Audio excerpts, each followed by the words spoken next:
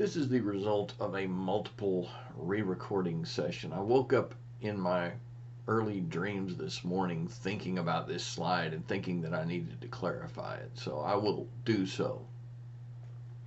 The gametes or sex cells produced by meiosis are this. They are not diploid or 2N, they are this or N. The number of haploid gametes produced in male meiosis of a single spermatogonium is this.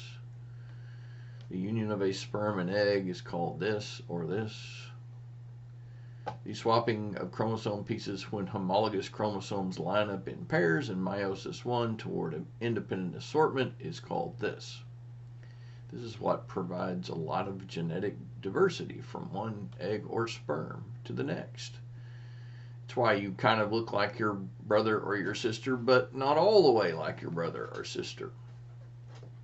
The actual pairing before the swapping is called synapsis, but this is the question that I had. Now I want to go back and clarify a bit.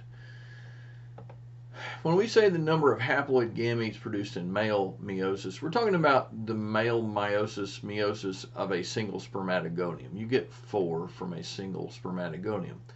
We understand that there are 200 to 400 million sperm in a single ejaculate. So this number is not obviously talking about all of the sperm produced at any given time. It's a single spermatogonium. Let's talk about the ladies for just a moment before we leave this topic. If we were talking about female meiosis or meiosis, the oocyte, the fertilizable egg that results from female meiosis is a single entity. It's not 4. There are polar bodies that are used to divide the genetic material along the way.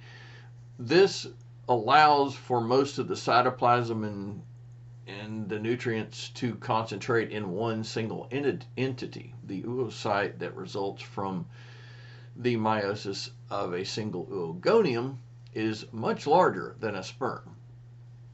Remember that the female basically ovulates 1 egg per month. These alternate, 1 ovary this month, 1 ovary next month.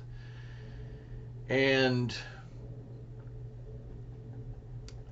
there are a lot of sperm that are part of the competition to get to this treasure of the single oocyte. Perhaps that will provide some clarity.